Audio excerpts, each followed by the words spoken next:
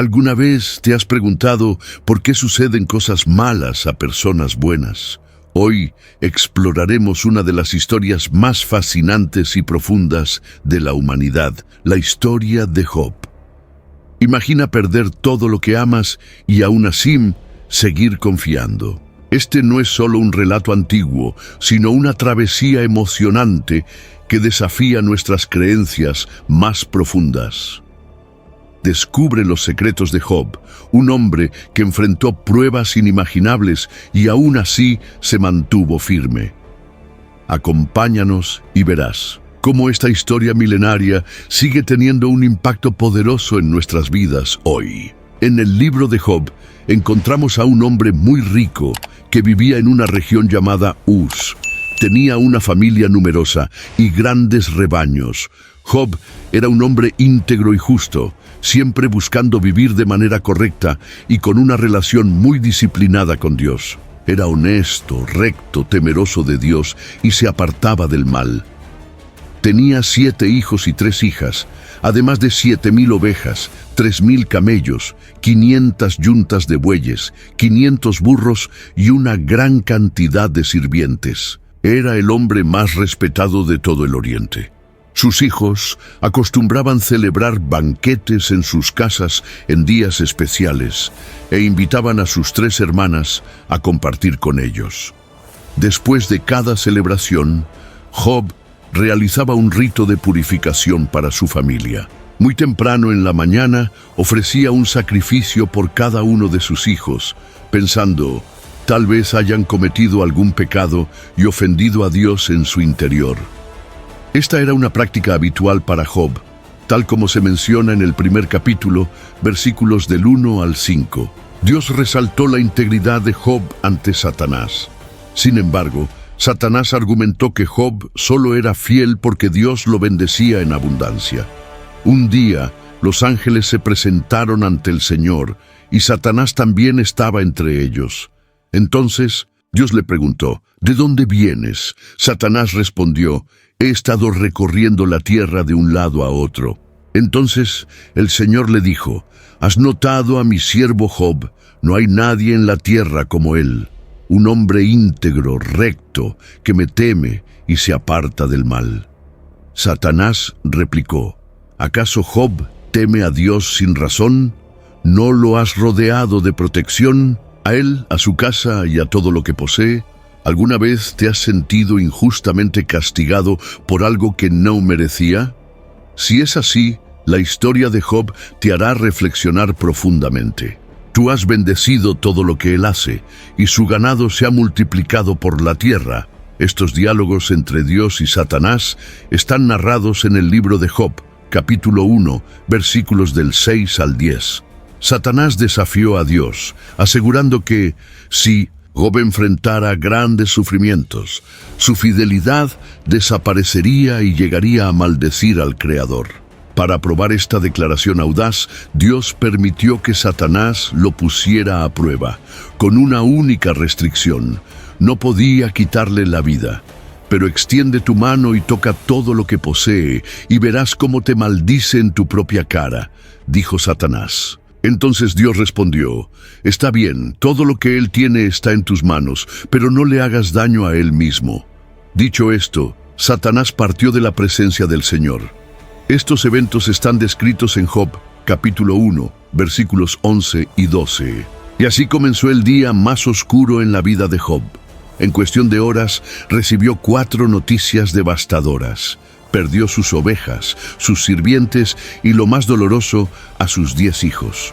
Todo fue destruido por ladrones o desastres naturales. Mientras sus hijos celebraban un banquete en casa del hermano mayor, un mensajero llegó corriendo y le dijo, los bueyes estaban arando y los burros pastaban cerca cuando los sabeos atacaron y se los llevaron, mataron a los sirvientes con la espada, y solo yo logré escapar para contártelo.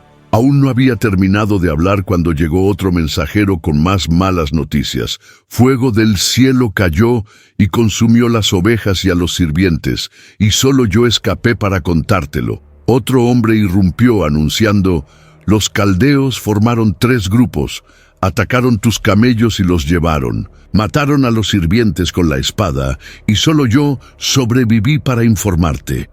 Pero el golpe final estaba por venir. Otro mensajero llegó, pálido y tembloroso. Tus hijos e hijas estaban festejando en casa del hermano mayor cuando un viento fuerte vino del desierto y derribó la casa. Todos murieron, solo yo sobreviví para contártelo. Estos trágicos eventos están narrados en Job, capítulo 1, versículos del 13 al 19. Imagínate en el lugar de Job. En un solo día, todo lo que amaba fue arrebatado. Cualquier otra persona habría caído en la desesperación. Pero Job reaccionó de una manera sorprendente. Rasgó sus vestiduras en señal de luto, rapó su cabeza y en vez de maldecir, inclinó su rostro al suelo y adoró a Dios. Desnudo salí del vientre de mi madre y desnudo partiré. El Señor dio y el Señor quitó. Bendito sea el nombre del Señor. A pesar de la tragedia, Job no pecó ni culpó a Dios. Esta respuesta se encuentra en Job, capítulo 1, versículos del 20 al 22. Satanás, frustrado por la resistencia de Job, regresó al cielo y pidió una nueva oportunidad para ponerlo a prueba. Esta vez, Job fue afligido con llagas dolorosas por todo el cuerpo. Su sufrimiento era insoportable. Incluso su esposa, viendo su estado, intentó convencerlo de que maldijera a Dios y renunciara a la vida. Pero Job, con una paciencia inquebrantable, decidió resistir. Dos historias se entrelazan de manera hábil, una en el cielo y otra en la tierra. Lo que sucede en la tierra es consecuencia de algo que ya ocurrió en el cielo, de la misma forma en que un conflicto en el cielo puede provocar una guerra en la tierra, como se menciona en el libro de Apocalipsis. Tres amigos de Job, Elifaz, Bildad y Zofar, llegan para apoyarlo en su dolor. Durante 7 días se sientan en silencio junto a él, mostrando respeto por su sufrimiento. En el 7º día, Job rompe el silencio y comienza una conversación, en la que cada uno de los 4 expresa sus pensamientos en forma de poesía. Job lamenta haber nacido, comparando la vida con la luz y la muerte con la oscuridad. Desearía nunca haber existido, pues siente que la vida solo le ha traído más angustia. Elifaz le responde que antes, cuando Job consolaba a los demás, no comprendía realmente su dolor. Ahora, al enfrentar el sufrimiento, entiende lo que significa padecer. Elifaz sugiere que Job debe haber cometido algún error para estar pasando por esta prueba y le aconseja que busque el perdón de Dios. Bildad y Zofar están de acuerdo en que Job debe haber hecho algo malo para merecer este castigo y le recomiendan que trate de vivir con más rectitud. Bildad incluso insinúa que los hijos de Job murieron como consecuencia de sus propias acciones. Zofar, por su parte, sugiere que si Job realmente recibiera lo que merece, su dolor sería aún mayor. Job responde a cada uno de ellos con frustración y enojo. En un momento, los llama doctores inútiles que disfrazan su ayuda con mentiras, como se describe en el libro de Job, capítulo 13, versículos del 1 al 4.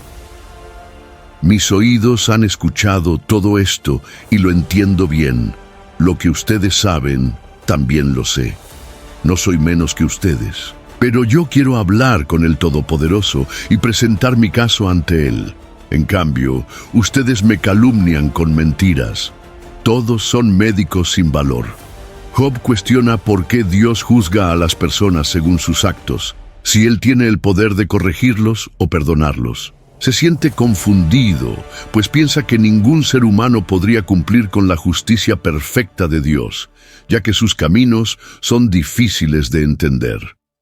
Además, Job reconoce que los humanos no pueden convencer a Dios con palabras, pues Él conoce la verdad y no se deja engañar. Incluso admite que no se conoce a sí mismo lo suficiente como para defender su caso ante Dios.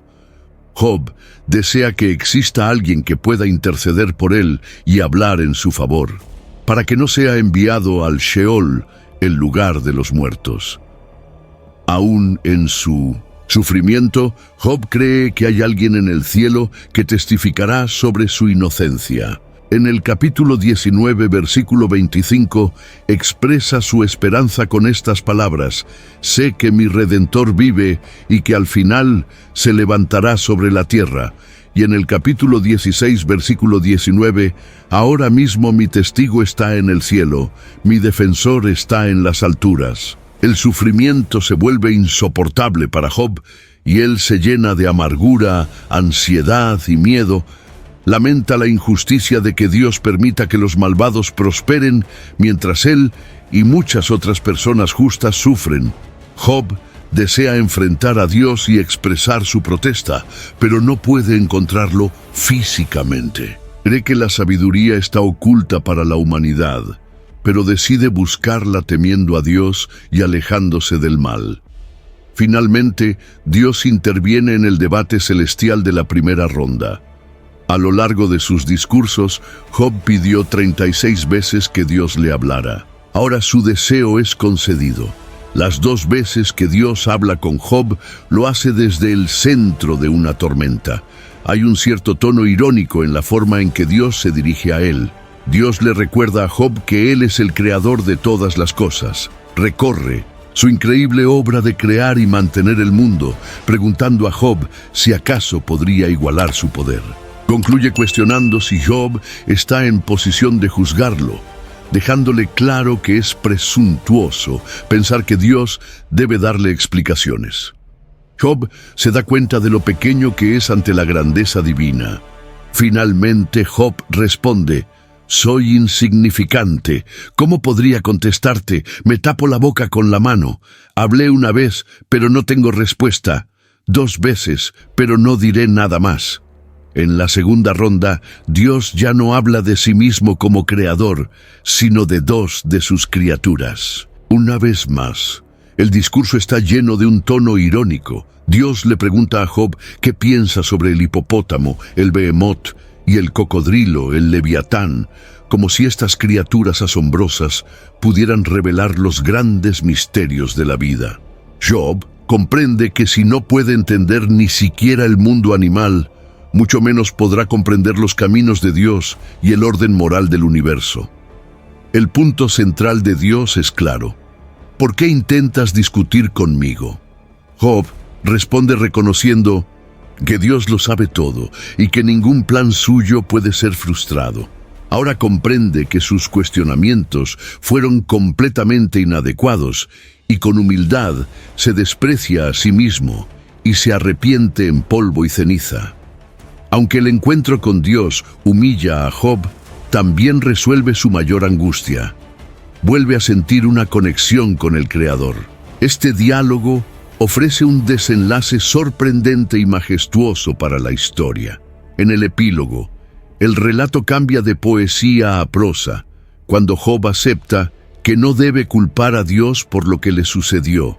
Dios restaura su vida, le devuelve 7 hijos y 3 hijas, así como sus propiedades, camellos y rebaños de ovejas, haciéndolo aún más próspero y feliz que antes. Job es rehabilitado como siervo de Dios. Por otro lado, los 3 amigos de Job son duramente reprendidos por Dios, quien les dice que no hablaron correctamente sobre Job, dejando claro que no debemos tomar sus discursos como verdades absolutas. Un detalle notable en las respuestas de Dios a Job es que nunca le explica las razones de su sufrimiento ni le menciona su conversación con Satanás. Job no necesitaba saber lo que sucedía en el cielo, porque Dios tenía sus propios propósitos al permitir su dolor. Es importante notar una diferencia clave entre la visión judía y la cristiana sobre este relato. Para los judíos del Antiguo Testamento, la justicia divina debía verse en esta vida, ya que tanto justos como malvados tenían el mismo destino: el Sheol, un lugar de existencia sombría donde los espíritus descansaban en un sueño profundo. Los cristianos, en cambio, tienen una perspectiva completamente distinta sobre el sufrimiento.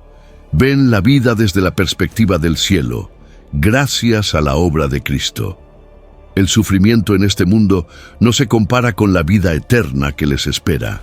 Por eso, en el libro de Job, solo hay leves referencias a la vida después de la muerte. En un momento, Job menciona que verá a Dios después de morir, pero este no es un tema recurrente y él mismo no tiene idea de cómo será posible. El libro de Job tiene dos historias entrelazadas, la celestial y la terrenal. Comienza con la trama celestial, una reunión en el cielo donde Dios conversa con Satanás.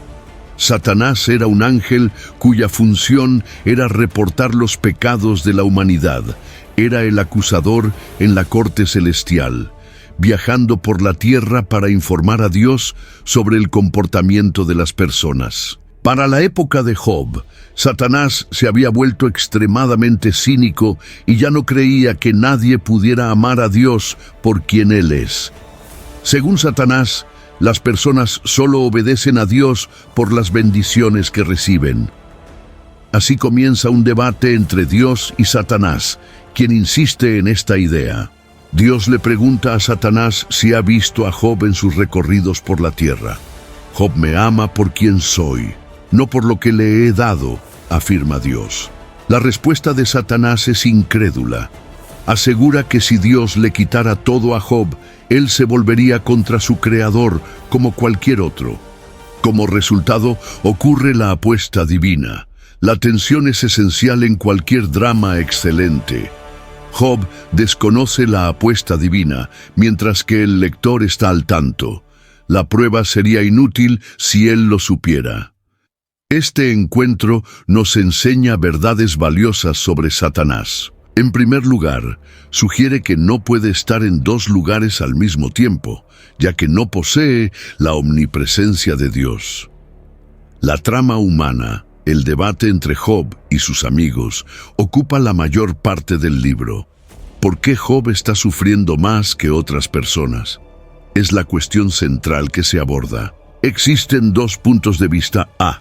Sus amigos están convencidos de que el sufrimiento de Job es consecuencia de su pecado. B.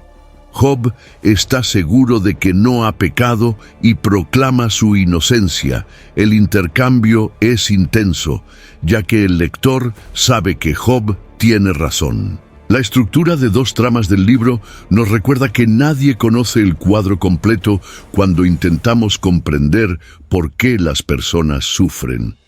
Debe ser increíblemente difícil defenderse cuando se está sumido en tanta miseria. Más allá de la búsqueda de explicaciones, todos se enfrentan a una pregunta aún mayor. ¿Puedo seguir creyendo en un Dios bueno cuando todo parece salir mal? El libro de Job ofrece una respuesta a esta pregunta. ¿Cuál fue el mayor dolor de Job? Esto resalta la importancia de este tema. ¿Fue un sufrimiento físico? Estaba cubierto de llagas de la cabeza a los pies, agotado, extenuado y en un dolor insoportable. Fue un sufrimiento social.